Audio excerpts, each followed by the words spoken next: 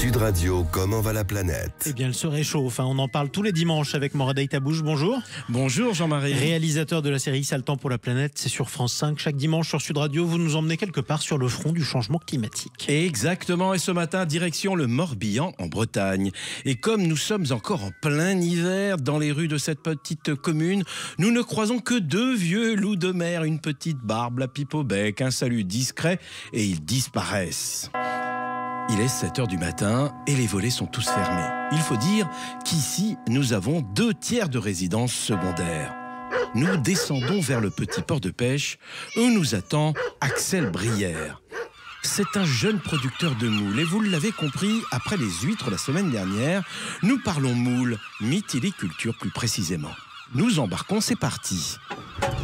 On largue les amarres et nous voici sur la Vilaine, un fleuve qui traverse toute la Bretagne pour se jeter ici, dans l'océan Atlantique. Tous les jours comme ça, là.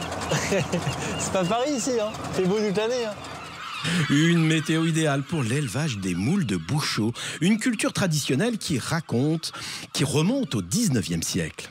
Sur Pénétin, il y a presque 40 entreprises. Et puis on emploie à l'année l'équivalent de 100 équivalents temps plein, 120 même. Et on produit presque 4000 tonnes de moules par an sur Pénétin. Plus de 150 ans de savoir-faire récompensés par un classement et pas n'importe lequel. Ça vaut bien quelques notes de la Marseillaise. Depuis 2020, les moules de Bouchot appartiennent au patrimoine culturel immatériel de France. Et Pénestin est devenu un site remarquable du goût. Mais c'est du boulot. À cette période de l'année, il y a des travaux incontournables. Alors là, en fait, on est en train de renouveler les pieux qui sont usés.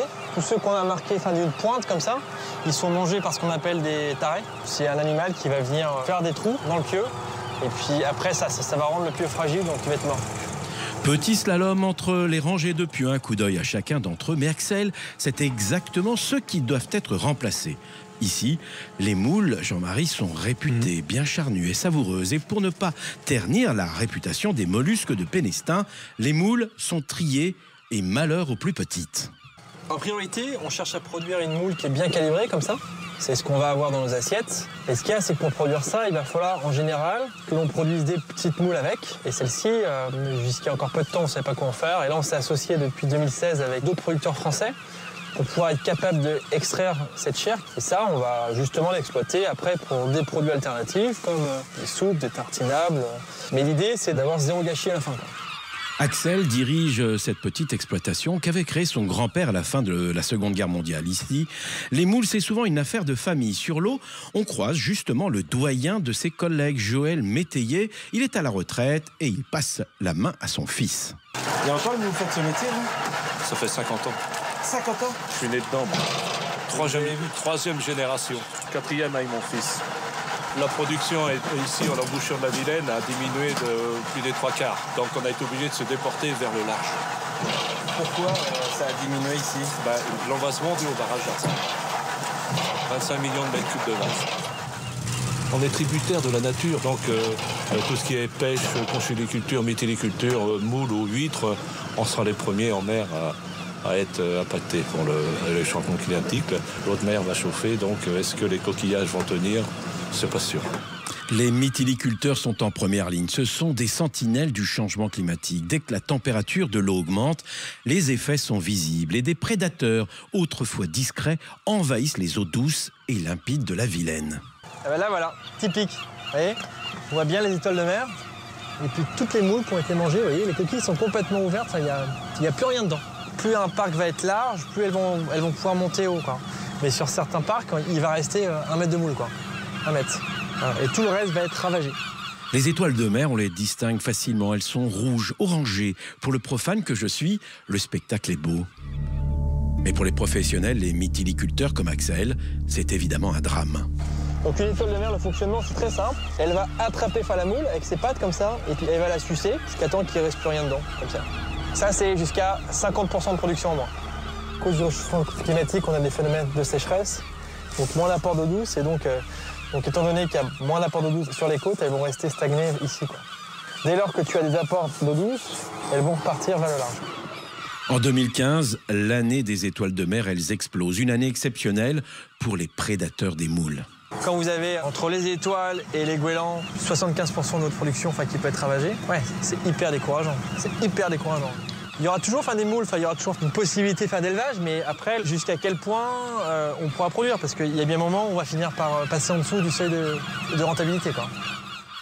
D'autant qu'il y a depuis quelques années un autre phénomène inquiétant qui émerge. Un bloom phytoplanctonique, c'est un développement très important de microalgues.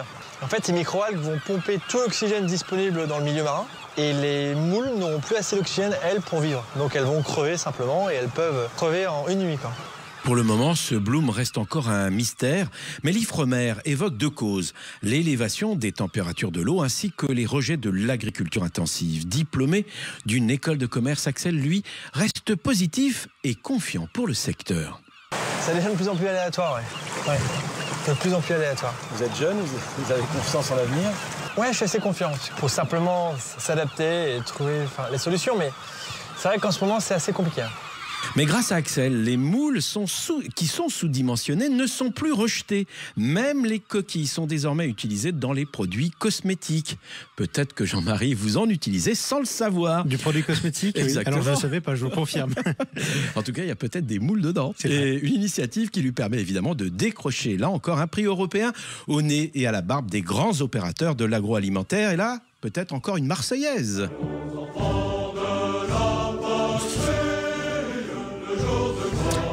Merci pour ce reportage, Moradaï Tabouche. Merci, vous m'aurez Jean-Marie. appris ce terme, bloom phytoplanctonique. Je l'ignorais. C'est un développement, une explosion des petites moules. Exactement. Et on les trouve à peu près partout. Et les petites algues. Merci beaucoup. On peut suivre évidemment toutes vos pérégrinations sur la plateforme de France Télé, évidemment, et puis aussi sur France 5 pour la série Ça le temps pour la planète. À bientôt. À très bientôt.